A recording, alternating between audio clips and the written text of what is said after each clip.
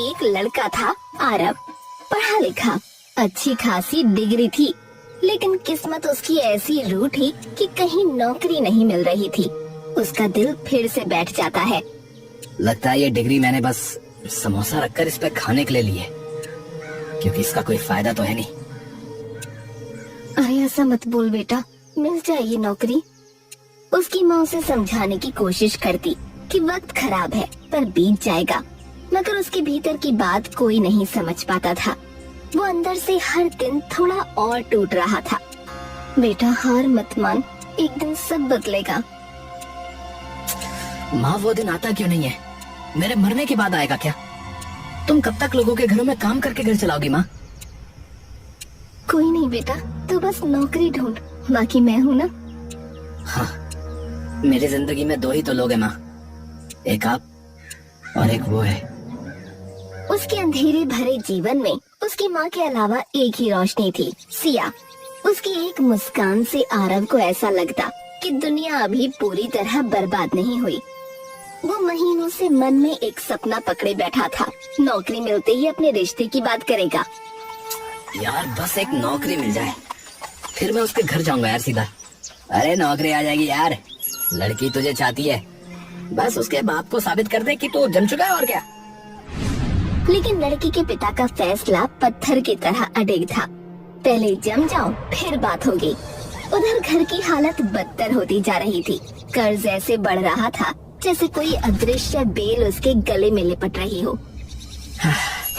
शायद भगवान अच्छी किस्मत में मेरा नाम लिखना ही भूल गए। क्या करूं क्या करूं, कुछ समझ में नहीं आता है। कब तक ऐसे बैठा रहूंगा मैं? कुछ तो करना ही होगा, कुछ बड़ा। हालात खुद से नहीं बदलते। अगर मैंने कोई रास्ता नहीं खोजा तो सब कुछ फिसल कर खत्म हो जाएगा। घर की हालत दिन पर दिन ऐसे गिर रही थी जैसे कोई पुराना मकान बारिश में गल रहा हो। शांति जब घर के खर्चे का हिसाब किताब करने बैठी तो उसके हाथ कांपने लगे। अरे बेटा ये देख, इतने पैसे, हम कब तक ऐसे चलेंगे? कब तक उधार, कब तक इंतजार? माँ मैं कोशिश कर रहा हूँ माँ, मैं रोज 50 जगह जाता हूँ, पर क्या बेटा, पेट तो इंतजार नहीं करता। शांति रो पड़ी। आरव बस सर झुकाकर बैठा रहा। उसे लगा जैसे दुनिया उसके कंधों पर रखी है और पैर मिट्टी में धंसते जा रहे हैं। अगर मेरी डिग्रियां रोटी बन जाती ना माँ, तो हम भूखे नहीं रहते माँ।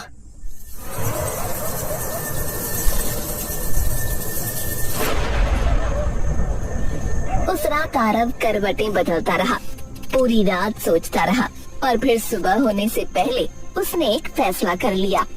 ऐसा फैसला जो उसने कभी कल्पना में भी नहीं सोचा था। चाहे कितने भी शर्म आए, मैं चाय की टपरी खोल लूंगा। पैसा कमाना है अब, चाहे जैसे भी आए।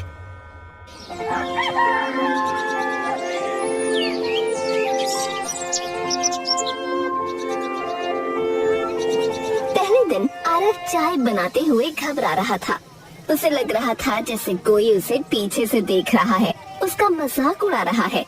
पर धीरे धीरे कुछ ग्राहक आने लगे। चाय की महक गली में फैलने लगी।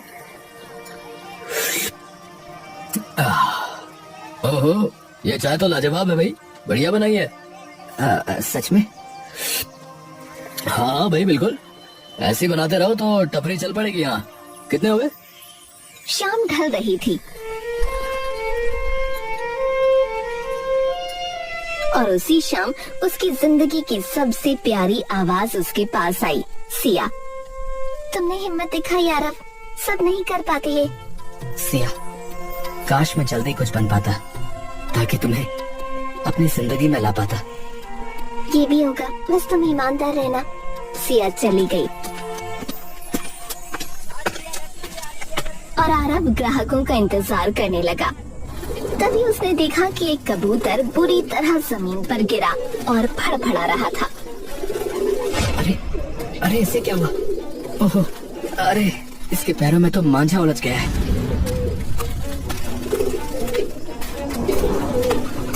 आरव ने फटाफट कबूतर को पकड़ा और उसे इस परेशानी से आजाद किया। कबूतर पंख फड़फड़ाता हुआ उड़ गया। अरे आसमान में क्या देख रहा हो भैया? अरे इधर आओ, चाय दे दो मेरे को। हाँ हाँ भैया, आता हूँ आता हूँ। उसकी टपरी अब चलने लगी थी।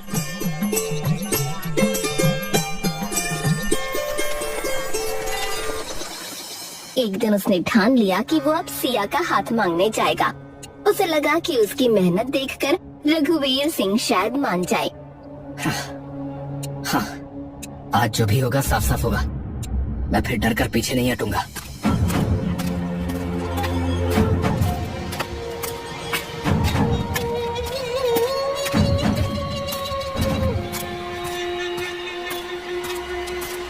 वो सिया के घर पहुंचा। दरवाजा खुला, सामने रघुवीर सिंह खड़े थे। नमस्ते अंकल। मैं वो आपसे हमें पता है तुम किस लिए आए हो। अंकल मैं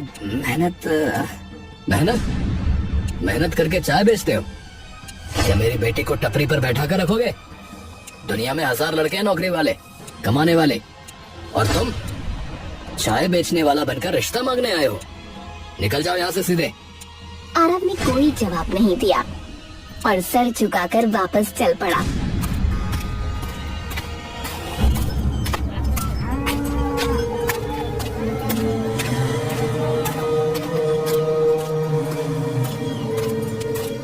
वो वापस टपरी पर आ गया।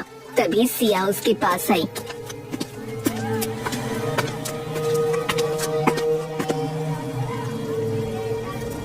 आरव, ये लो, इस पाउडर को चाय में डालना, इससे चमत्कार होगा, लेकिन किसी को बताना मत।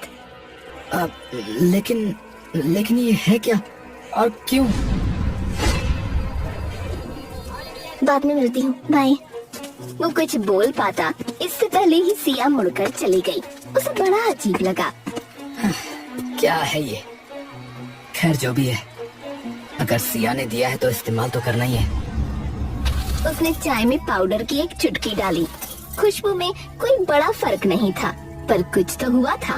पहला ग्राहक आया, रिक्शा चालक, जो अक्सर उधार चाय पीकर चला जाता था। अरे भैया आ रहा हूँ। अरे एक कड़क चाय दे दो भैया। हाँ हाँ अभी बनाता हूँ। उसने कप बढ़ाया। ग्राहक ने पहला घूंट भरा और बोला, अरे अरे ये चाय, अरे ये तो जन्नत है भैया। अरे आज तो दिल जीत लिया तुमने भाई। है? और हाँ सुनो, ऐसा है पैसे कर दूंगा। है? अरे अरे ये ना करो, अभी दे दो। तुम वैसे भी बहुत उधार करते हो भाई। अच्छा चलो ले लो भैया ले लो। तुम भी क्या याद रखोगे हाँ कि किस रिक्शे वाले से पाला पड़ा था।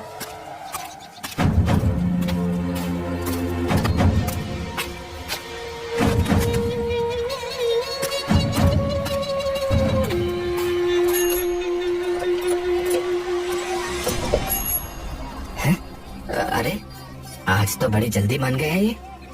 आरव हैरान था, लेकिन उसने इतना ध्यान नहीं दिया। फिर एक ग्राहक आया, फिर दूसरा, फिर तीसरा। हर कोई चाय पीकर जैसे उसके वश में आ जाता। सब उसकी हर बात मान रहे थे। दिन चढ़ते चढ़ते भीड़ इतनी बढ़ गई कि टपरी पर खड़े होने की जगह नहीं बची। भाई क्या नुस्खा है तुम्हारे पास इतनी बढ़िया चाय बनाने का है? क्या सच में ये जादू है? आजमा कर देखता हूँ। दोपहर में वो अपनी माँ के गिरवी रखे हुए कंगन छुड़वाने दुकानदार के पास पहुँचा। उसने चाय का कप सामने रखा। आदमी ने घूंट लिया और आरव बोला, देखो ऐसा मेरी माँ के कंगन दे दो, बिना कुछ बोले। हाँ। दुकानदार ने बिना कुछ कहे कंगन दे दिए। धन्यवाद। आरव के भीतर हलचल थी, खुशी भी, डर भी। आखिर ये पाउडर किस हद तक वो लोगों को बदल सकता है? अब टपरी पर रोज भीड़ उमड़ती। इसी भीड़ में एक बूढ़ा रोज आता था। वो चाय नहीं पीता, बस दूर खड़ा होकर घूरता रहता था।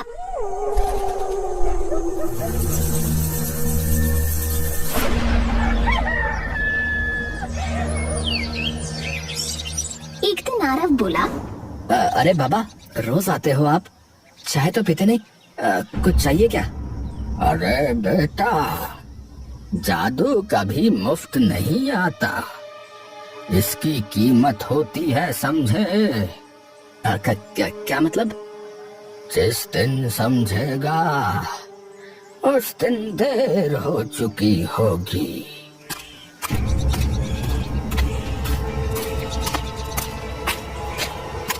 आरव का दिल एक पल को भारी पड़ गया, लेकिन उसने खुद को समझाया कि बूढ़ा शायद पागल है।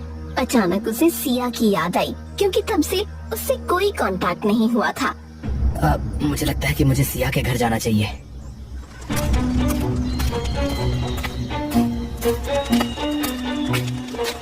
वो सिया के घर पहुंचा, लेकिन रघुवीर सिंह सामने मौजूद थे। क्यों आए हो? चाचा जी, मैं बस सिया से उसकी शादी तय हो गई है और आगे से यहाँ कदम मत रखना, समझ में आया? ये शब्द किसी हथौड़े की तरह उसके सीने पर पड़े। उसका दिल टूट गया। वो कुछ बोल ही नहीं पाया, सिर्फ सर झुकाए मुड़ गया। सब मिल रहा है, बस वो नहीं। पर क्यों? क्यों? अचानक उसके मन में एक विचार चमका। हाँ, अगर ये पाउडर किसी का नजरिया बदल सकता है, तो रघुवीर सिंह का क्यों नहीं? मुझे बस मौका चाहिए, एक कप चाय, और मेरी दुनिया बदल सकती है। कई दिन आरव मौका ढूंढता रहा। एक दिन शाम को आखिर किस्मत ने उसकी तरफ झुकना शुरू कर दिया। चौपाल पर रघुवीर बैठे थे। आसपास 2-3 किसान बातें कर रहे थे। आरव धीरे से उनके पास गया। अंकल, मेरे हाथ की चाय पीजिए एक बार। अरे मैंने मना किया था ना। अरे पीकर तो देखिए ना, पी के तो देखिए। अरे चल हट। अरे ले लो रघुवीर, लड़का इतना कह रहा है तो ले लो एक बार, मन रख लो उसका भी। ठीक है ठीक है, दे इधर। रघुवीर ने कप उठाया। आरव का दिल मानो उसकी पसलियों से बाहर निकलने को था। कैसी है अंकल? अजीब है, पर अच्छी है। अच्छा, तो इसी बात पर क्या मैं आपकी बेटी से शादी कर सकता हूँ? हाँ हाँ, क्यों नहीं। वो भी तुमसे प्यार करती है और तुम उससे, तो मुझे क्या दिक्कत होगी भाई? आरव के कानों को जैसे यकीन ही नहीं हुआ। वो पलकें झपकाता रहा। रघुवीर की आवाज कानों में किसी सपने की तरह गूंजती रही। क्या इतना आसान था? क्या जादू सच में इतना बड़ा है?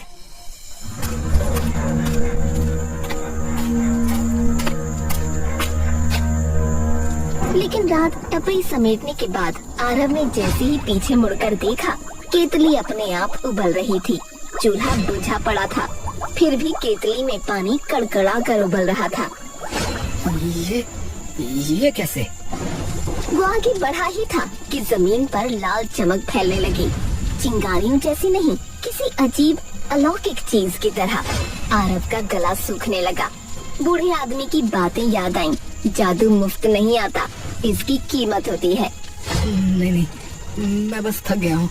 ये सब थकान की वजह से लग रहा है। पागल मत बना आरव, होश में आ, होश में आ। वो जल्दी से दुकान बंद करके घर आया।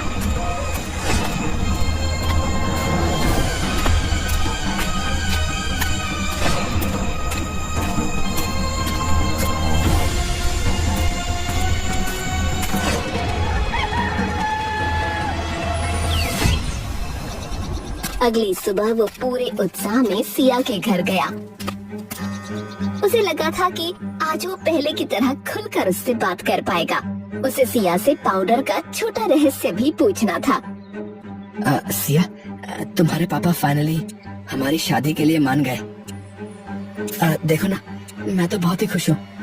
पर वो पाउडर जो तुमने दिया था, आखिर वो था क्या सिया? कौन सा पाउडर? अरे जो तुमने उस रात को दिया था डिब्बे में। अरे मैं तो कई दिनों से घर से बाहर ही नहीं निकली। मैं बीमार थी। उस दिन के बाद हम मिले ही कहाँ। आरव का दिल एक पल को जैसे थम सा गया। उसे लगा सिया झूठ बोल रही है, लेकिन उसकी आंखों में जो घबराहट थी वो झूठों की नहीं होती। सिया, तुमने क्या सच में मुझे वो पाउडर नहीं दिया? मैं कसम खाकर कहती हूँ, मैंने कोई डिब्बा नहीं दिया। मैंने तो किसी पाउडर के बारे में सुना तक नहीं। आरव सोच में पड़ गया, आखिर माजरा क्या है। तभी अचानक एक तेज सफेद रोशनी दोनों के सामने फटी। इतनी तेज कि आंखें बंद करनी पड़ी। उस रोशनी में से एक परी सामने आई। डरने की जरूरत नहीं आरव। तुम कौन हो? तुम कौन हो? उस रात जो तुमसे मिली थी वो सिया नहीं, वो मैं थी। क्या? तुम्हारी प्रेम कहानी देखकर दुख हुआ था, इसलिए मैंने तुम्हें जादुई पाउडर दिया। पर क्यों? ऐसी परेशानियां तो लाखों लोगों के साथ होती हैं। क्योंकि तुमने मेरी मदद की थी। मैंने मदद की? मैंने कब मदद की भाई? कुछ दिन पहले तुमने कबूतर को बचाया था, वो मैं ही थी। क्या? हाँ, और इसीलिए मैंने तुम्हें ये जादू दिया। लेकिन याद रखना, जादू का इस्तेमाल कभी लालच के लिए मत करना। नहीं, मैं ऐसा कभी नहीं करूँगा। और आपका बहुत बहुत धन्यवाद। पर मुझे लाल चमक नजर आई थी कल, वो क्या है?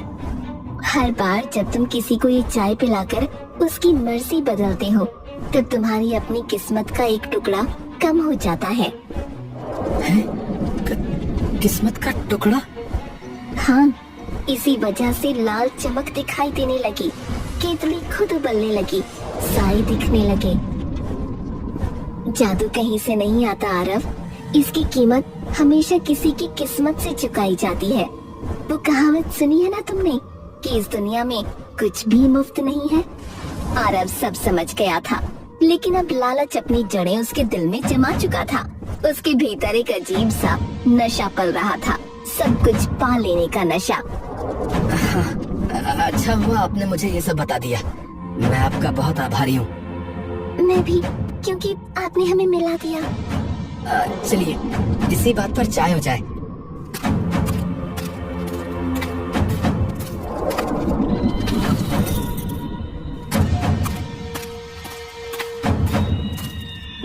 ये लीजिए परी जी, चाय पीजिए।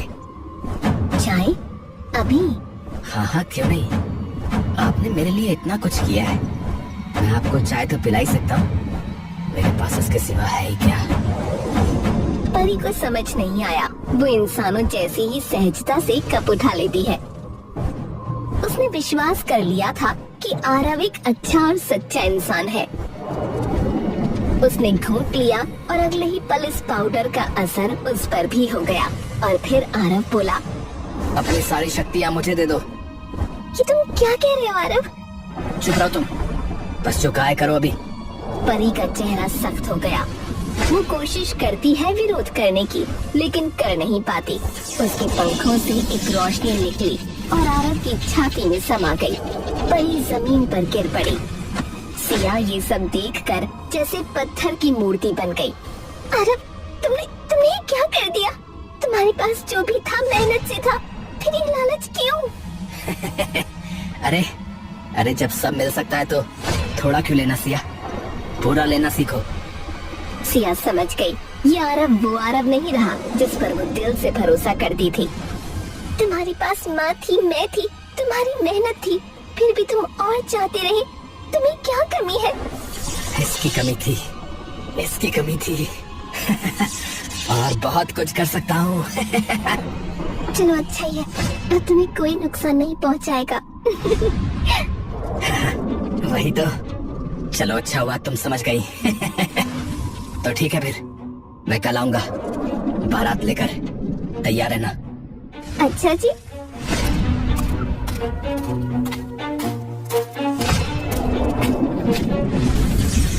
परी के जादू से अपने घर की जगह सचमुच का महल खड़ा कर लिया। वो अमीर हो गया, माँ को भी तंदुरुस्त बना दिया और अगले ही दिन बारात लेकर सिया के घर जा पहुँचा।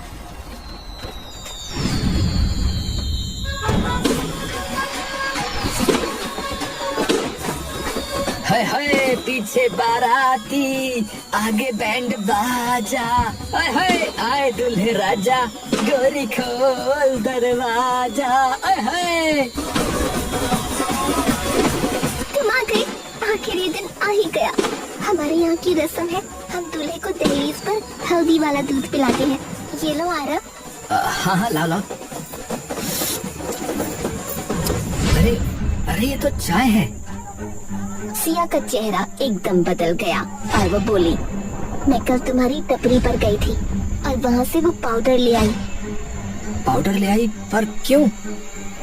ताकि तुम्हें सबक सिखा सकूं। अब परी की सारी शक्ति वापस कर दो आरव। हाँ हाँ मैं वापस कर दूंगा।